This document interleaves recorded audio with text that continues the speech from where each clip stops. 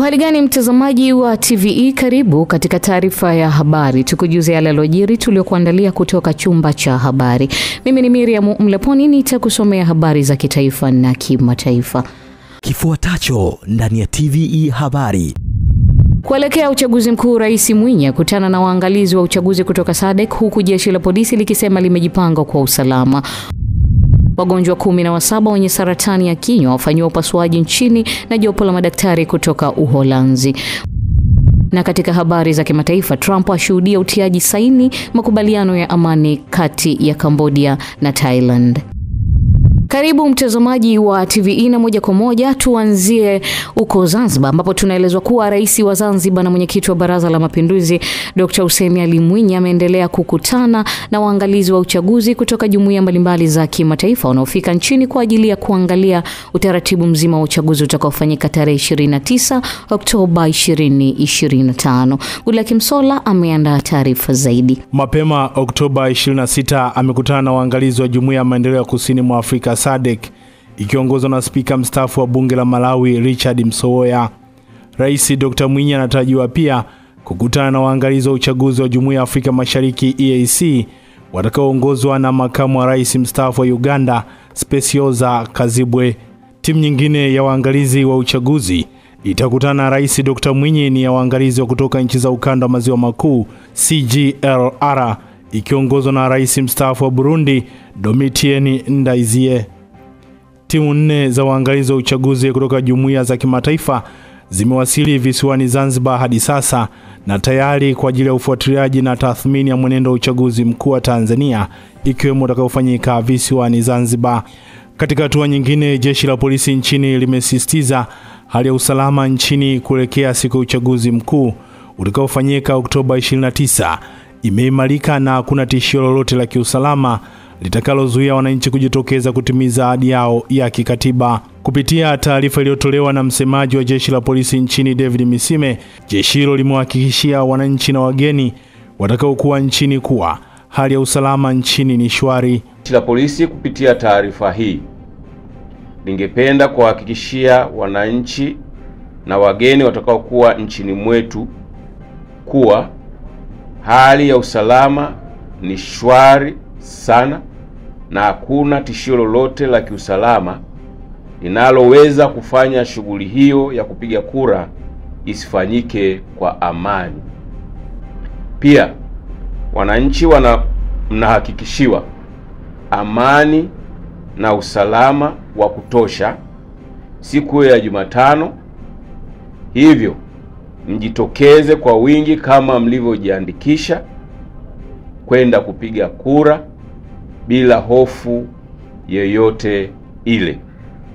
Aidha, ninawahakikishia nimejipanga vizuri sana kumdhibiti yeyote yule kwa mujibu wa sheria atakaye jitokeza ama kwa makusudi au kwa nia ovu kuvunja sheria za nchi ili kuhatarisha amani ya nchi kwa kisingizio chochote kile siku hiyo ya kupiga kura na baada ya kupiga kura. Aidha, Misime amesema jeshi hilo limejipanga vyema kumdhibiti yeyote yule kwa mujibu wa sheria atakayejitokeza ama kwa makusudi au kwa nia ovu kwa ajili ya kuvunja sheria za nchi ili kuhatarisha amani ya nchi kwa kisingizio chochote kile siku hiyo ya kupiga kura na baada ya kupiga kura. Hatua hiyo inakuja wakati kwa sasa ukiwa na taarifa nyingi katika mitandao ya kijamii ikionyesha uwepo wa watu wanaohamasisha kufanya maandamano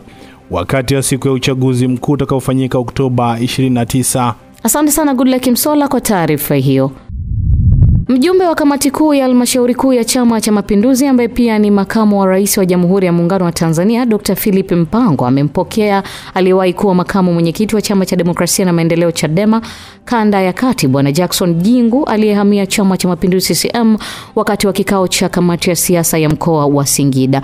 Kikao hicho kimefanyika makao makuu ya CCM mkoa wa Singida na kuhudhuriwa na katibu mkuu mstaafu wa CCM ambaye pia ni mratibu wa kampeni za CCM kanda ya kati Dr. Bashiru Ali Kakurwa. Akizungumza mara baada ya kujiunga na CCM, Jackson Jingu amewaasa wananchi kutoshiriki katika uvunjifu wa amani wala maandamano, kwa kuwa wanaotoa wito wa maandamano hawatoshiriki na wengine hawatokuwepo nchini. Amesema utoaji wa matamko yanayoashiria uvunjifu wa amani yanayotolewa na baadhi ya vyama vya siasa yanapaswa kukemewa ili kulinda amani ya nchi. Na haya maneno ya kuwa kila mmoja anasema na kila mmoja anaongea, huu mpango wa Chama cha Demokrasia na Maendeleo na wa vyama vingine ambavyo wamekuwa wakitoa matamko badala ya kuzungumza mambo ambayo yanaweza yakajenga hoja katika nchi kwa ajili ya kuenda kuwapelekea wananchi madhumunio ambayo wanataka, utawala bora na utawala unaoheshimu sheria na katiba ya Jamhuri ya Muungano wa Tanzania.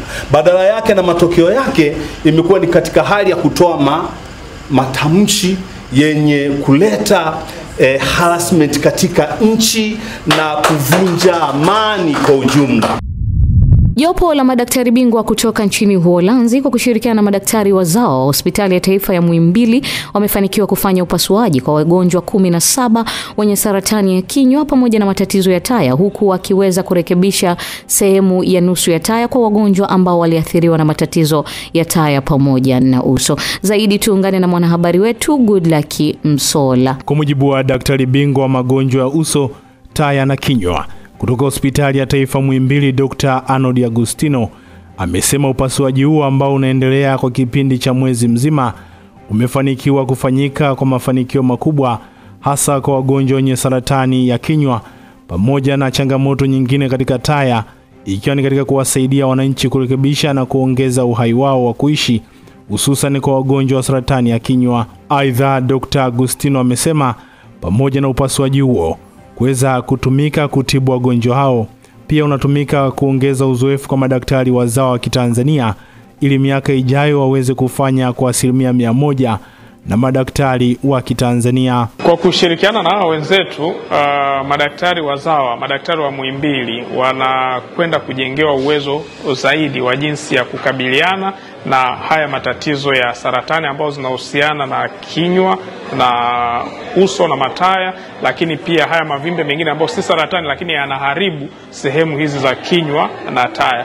Kwa wanaenda kujengewa uwezo zaidi ili kuweza kusimama wenyewe na kufanya hizi procedure kwa katika level ya juu zaidi ambayo ni sawa tu na ile ambayo ndugu zetu wanakuwa wanazifanya kule katika nchi zao. Kwa hiyo ninaamini kabisa ndani ya mwaka mmoja miwili wanavyoendelea kuja huku tutakuwa tuko katika level nzuri sana ya kufanya upasuaji rekebishi, upasuaji huu wa kuwasaidia watu ambao wameathiriwa na saratani ama magonjwa mengine katika kinywa na katika mataya. Asante sana Goodluck Msola kwa taarifa hiyo.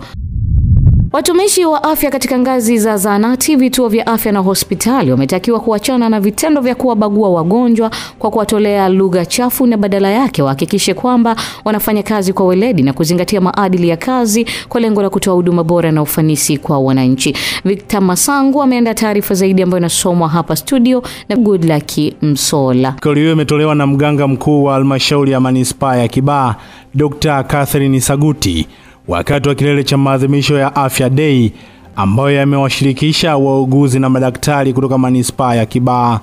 Yaani nawaomba sana tuwe na good customer care katika vituo vyetu. Nawaomba zile ethics ambazo tumefundishwa wakati tuko shule basi tuendelee kuziapply katika vituo vyetu. Wagonjwa wanapokuja tuongee nao vizuri ili waweze kuja mara kwa mara. Wengine wanakata tamaa, wanaondoka kwa sababu tu wamejibiwa vibaya katika vituo. Mimi nawaomba watumishi wenzangu, neno hili mmoja turudi nalo tunapotawanyika mahali hapa, tuwe na good customer care. Kwa upande wake, mmoja wa madaktari ambaye pia ni mwenyekiti wa kamati ya afya katika halmashauri ya manispaa ya Kibaha, Peter Lukui, amebainisha kwamba katika maadhimisho hayo wamefanikiwa kutoa huduma mbalimbali za afya, ikiwa ni pamoja na vipimo kwa jamii ambao vimewafikia zaidi ya wananchi 295, ikiwa ni pamoja na kuwapatia elimu juu ya masuala ya afya. Kiukweli mwaka huu tumeifanya shughuli hii kiupekee kabisa kwa sababu tumeifikia jamii ambapo tulikopo tunafanya huduma mbalimbali kwenye jamii ikiwemo usafi wa mazingira, lakini pia kufikisha huduma mbalimbali za afya kwenye jamii yetu. Tumefanya huduma ya upimaji ya magonjwa mbalimbali kwenye jamii bila malipo kabisa, ambapo tumefikia wananchi wengi kabisa na mwaka huu, na wananchi wamenufaika na huduma hizi za afya zinazotolewa na vituo mbalimbali katika halmashauri yetu. Naye mganga mfawidhi wa kituo cha afya cha mkoani Dr. Abdulkadri Sultan amesema kwamba maadhimisho hayo yamekwenda sanjari na kutoa huduma za afya kwa jamii na kufanya usafi katika soko la Loliondo na kutoa huduma za upimaji wa magonjwa mbalimbali. Tunatambua tunakuwa na maadhimisho ya Afya Day kila mwaka, na huu ni mwaka wa 3 mfululizo.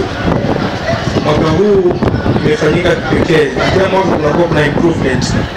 Tunawapongeza sana kamati.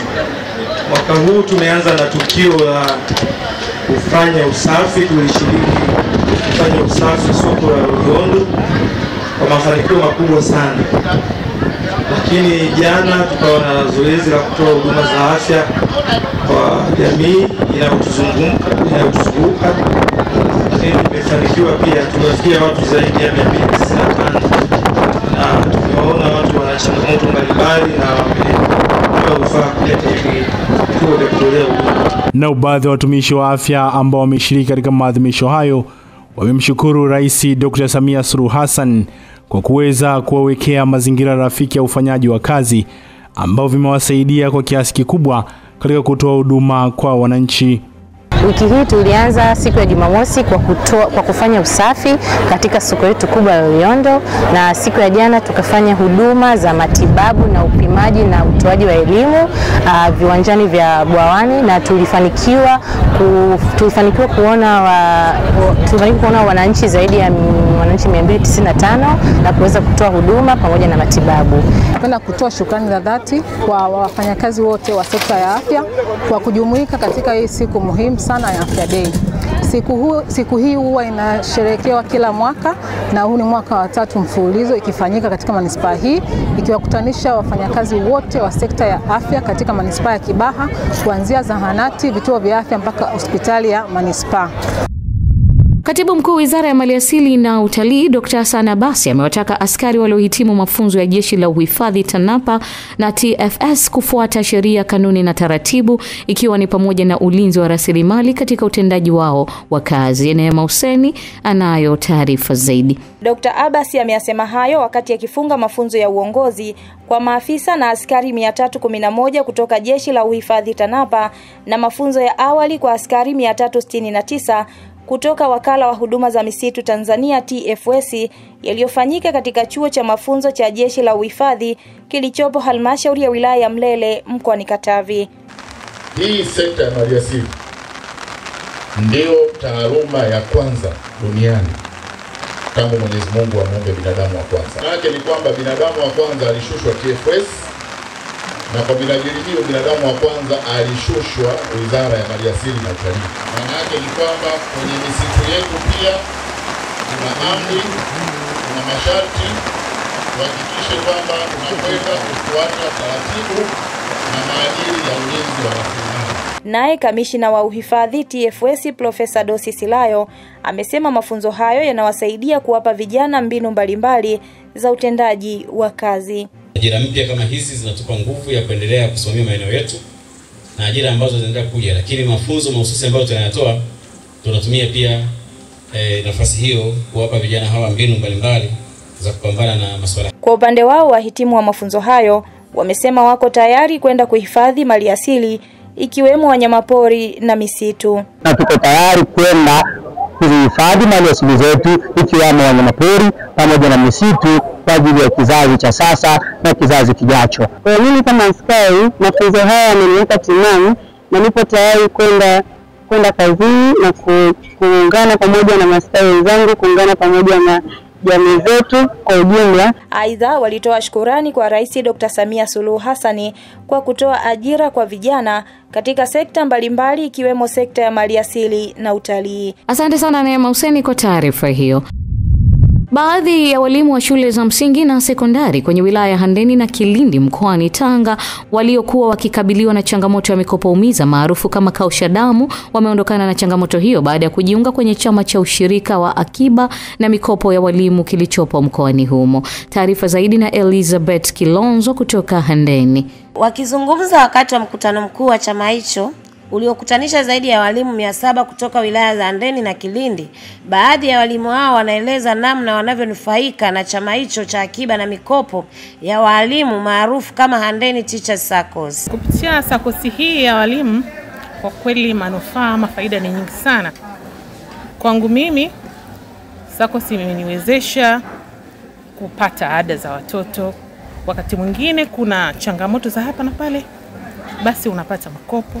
Kuna mkopo maalum, kuna mkopo pia wa dharura. Kwa mfano kwenye mkutano mkuu leo tumepata wawezeshaji kutoka mfuko ya UTT AMES, ambalo kiukweli kama uko nje ya mfumo wa SACCOS siwezi ukapata faida hiyo. Kwa hiyo nitumie tu fursa hii kualika walimu wengine ambao wapo katika halmashauri zetu hizi za Handeni na Kilindi, basi tunakaribisha na wajiunge waweze kunufaika na SACCOS yetu. Kwa upande wake mwenyekiti wa chama hicho cha ushirika wa akiba na mikopo ya walimu Bwana Vedastus Alfani anaweka wazi mafanikio ya chama hicho katika kuwasaidia wanachama wake, huku mgeni rasmi katika mkutano huu ambaye ni mjumbe wa tume ya utumishi wa walimu Bi Mariam Mwanilwa akitoa wito kwa walimu hao katika kujiunga na chama hicho. Chama kimefanikiwa kwa kiasi kikubwa sana kwa sababu chama chetu huwa kinatoa mikopo ya aina 3.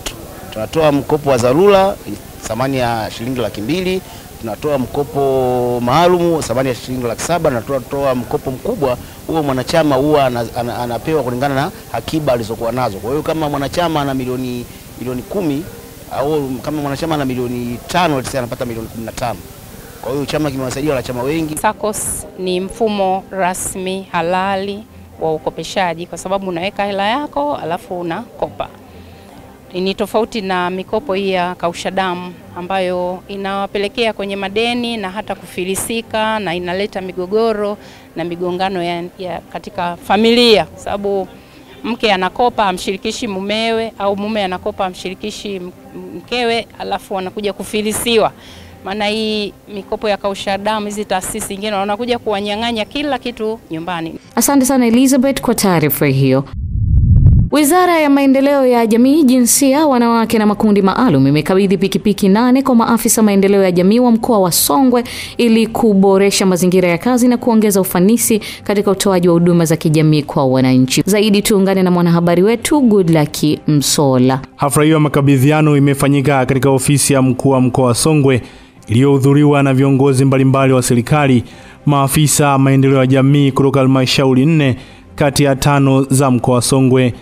Akizungumza wakati wa makabidhiano hayo ya pikipiki hizo, naibu katibu mkuu wizara hiyo Ferista Mdem amewataka maafisa maendeleo ya jamii kufanya kazi kwa bidii na uadilifu pamoja na kujituma zaidi, huku akisema serikali imewapatia nyenzo hizo muhimu ili kurahisisha utekelezaji wa majukumu yao katika jamii. Mdem ameongeza kuwa lengo kuu la kugawa pikipiki hizo ni kutambua thamani ya mchango wa maafisa hao katika jamii sambamba na kurahisisha utendaji wao wa kazi pamoja na ufuatiliaji wa miradi ya maendeleo, masuala ya ustawi wa jamii na huduma za makundi maalum kama vile wanawake, vijana, wazee na watu wenye ulemavu. Kama mnavyofahamu, maafisa maendeleo ya jamii wapo mpaka kwenye level ya kata. Na mara nyingi wakifanya kazi zao wanapata shida kidogo kwa ajili ya usafiri na namna ya kuwafikia wananchi moja moja wanapopata shida, hata kwenda kuelekeza nini wanatakiwa kufanya katika maeneo yao kwa ajili ya kuonyesha opportunities ambazo zipo kwa ajili ya kupatia uchumi kwa ajili ya familia zao. So serikali imeona ni vema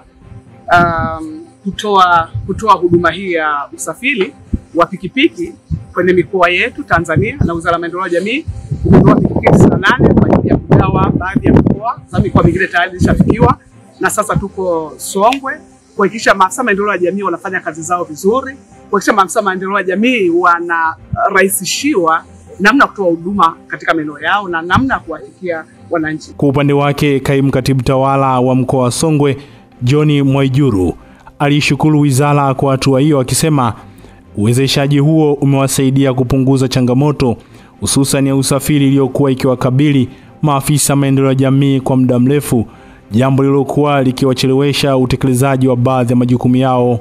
Kwanza nashukuru serikali ya Jamhuri ya Muungano wa Tanzania kwa kuweza kuwezesha watumishi wetu ambao wako maeneo ya kwenye vijiji, hasa kwenye kata na nani, kwa kuanzia kwenye sekta za kilimo tumeletewa vifaa vya usafiri, wa mifugo tumeletewa vifaa vya usafiri. Sasa maafisa ndio jamii wamepata vifaa vya usafiri. Na hii ni mara ya pili. Mara ya kwanza tulipokea pikipiki 4 na sasa hivi tumepokea pikipiki 8 kwa ajili ya kuwezesha. Kwa kweli sekta ya maendeleo ya jamii, kwa sababu kama alivyosema katibu mkuu, ni kwamba inafanya kazi mpaka eneo la vijijini, na ambapo kuna shida kubwa sana ya usafiri na vitendea kazi vingine vya kiofisi.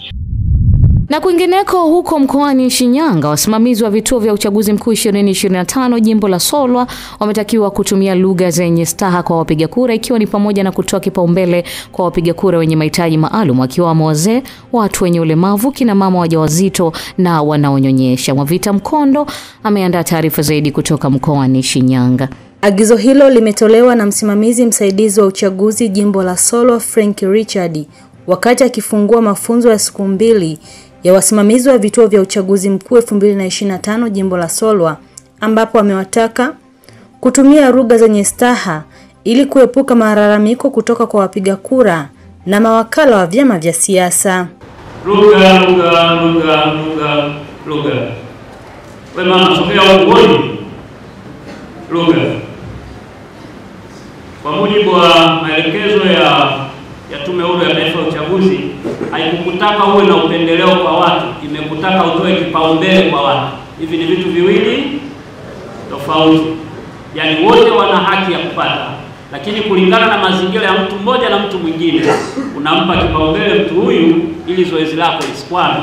Hatuwezi kukaa na mama mjamzito kwenye mstari kwa sababu tu tumesema ukifika upange foleni. Huo sio upendeleo, ni kipaumbele. Nao baadhi ya wasimamizi wa vituo vya uchaguzi mkuu 2025 jimbo la Solwa wameelezea mafunzo hayo yatakavyokwenda kuwasaidia katika vituo vyao vya kupigia kura siku ya uchaguzi Oktoba 29. Ambapo mafunzo haya yataenda kuwasaidia wasimamizi hao katika kutoa huduma kwa wapiga kura, katika usimamizi wa zoezi zima la upigaji kura, na mwisho katika upangaji na uratibu wa zoezi zima la uchaguzi kwa vituo husika. Kwa upande wake, mkuu wa mkoa wa Shinyanga Mboni Muhita amewahakikishia wananchi wa mkoa huo kuwa hakuna mazingira yoyote ambayo yanapelekea wananchi kutembea kwa umbali mrefu au kushindwa kufika katika kituo chochote cha kupigia kura. Tunatambua wazi tuna wenzetu ambao ni watu wazima sana kiumri, lakini pia kuna watu ambao wana changamoto za ulemavu, na Tume Huru ya Uchaguzi imeweza kuzingatia hayo yote. Kwa hiyo hatuna mazingira yoyote ndani ya mkoa wa Shinyanga ambayo yanapelekea mwananchi kutembea umbali mrefu au mtu mwenye changamoto ya ulemavu kuweza kushindwa kwenye eneo lolote la kituo cha kupigia kura. Asante sana Mwavita Mkondo kwa taarifa hiyo.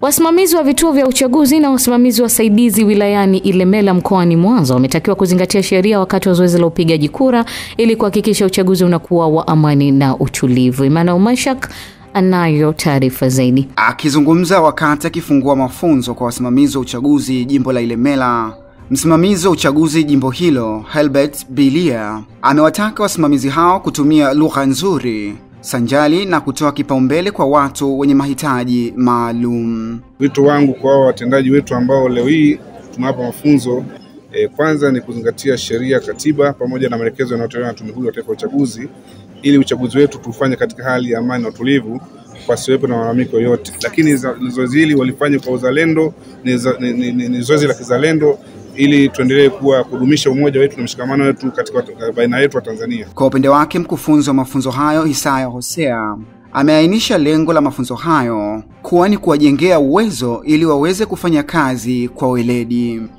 Mafunzo haya ni kwa ajili ya kuwajengea uwezo wasimamizi wa vituo na wasimamizi wasaidizi ili waweze kutekeleza majukumu yao tarehe 29 siku ya uchaguzi.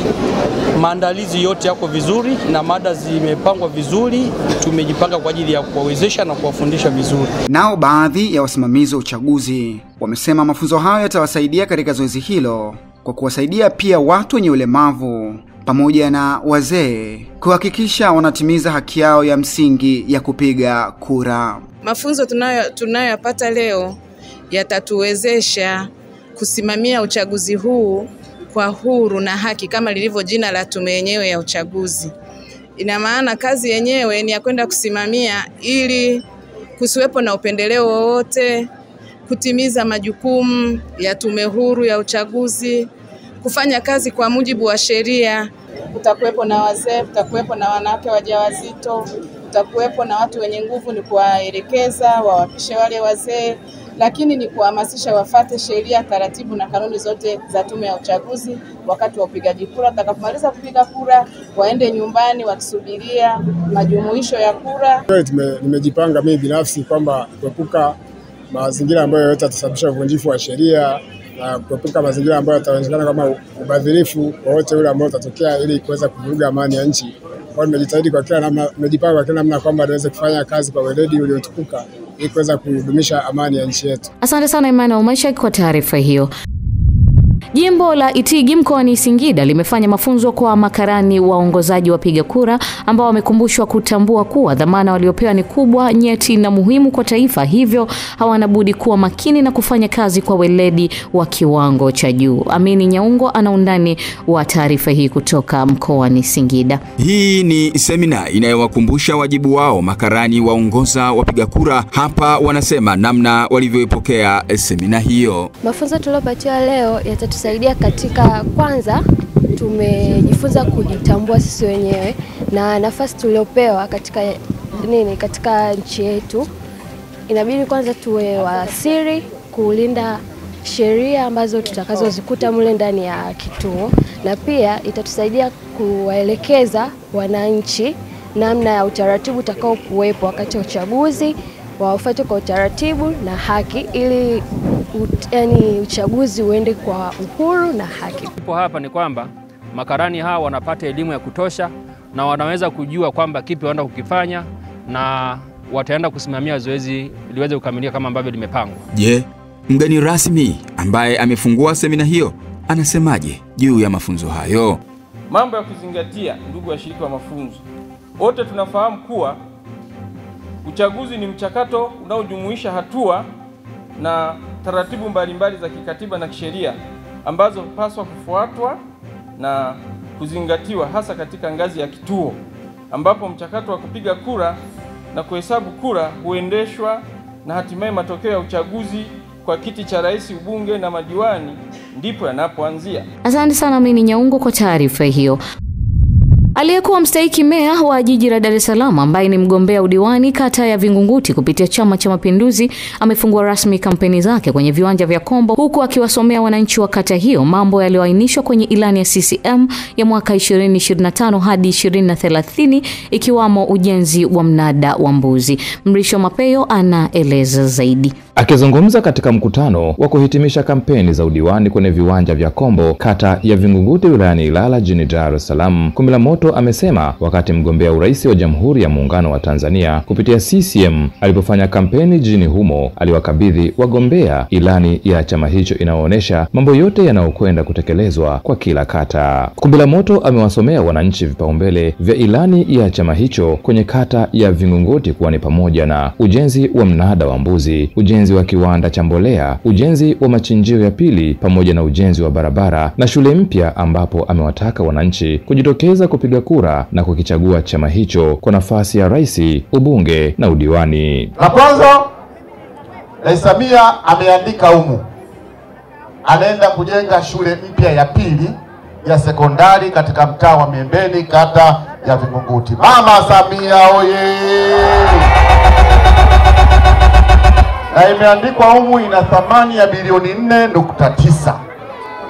Manake mtakapotiki Oktoba mafiga matatu yanaenda kufanya maajabu katika kata ya Vingunguti. Nani kama Mama Samia Suluhu Hassan?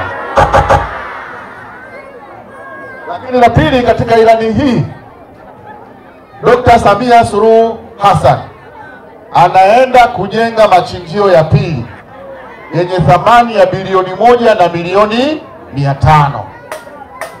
Nini maana yake? Tutakuwa na machinjio ya zamani ambayo itakuwa na kazi kubwa tu ya kusafirisha nyama nje ya nchi, lakini hii ya pili anayoijenga ni kwa ajili ya nyama za ndani. Mama Samia oye! Kwa upande wake mwenyekiti wa CCM kata ya Vingunguti Tozo Brashi, wakati akihitimisha zoezi la kumnadi mgombea udiwani kata ya Vingunguti kupitia Chama cha Mapinduzi CCM, amewataka wananchi kujitokeza kupiga kura Oktoba 29 na kuwapatia ushindi wagombea wa chama hicho. Hatuangalii tunashindana na adui gani. Hata kama akiwa mtoto wa miaka miwili akikuvunjia ngumi, manake amejiaminisha kwamba ana uwezo wa kupambana, basi pigana naye vilivyo. CCM oye! Ushindi wa kishindo utapatikana kutokana na sisi pamoja na nyinyi na wale wengine ambao hawapo, tukahamasishane wote siku ya tarehe 29 kwenda kukipigia kura Chama cha Mapinduzi. CCM oye! Mtazamaji, hii ni taarifa ya habari. Mimi ni Miriam Mlaponi, tupate mapumziko mafupi kisha tutaendelea na taarifa ya habari. Kifuatacho ndani ya TVE habari. Na katika habari za kimataifa, Trump ashuhudia utiaji saini makubaliano ya amani kati ya Cambodia na Thailand.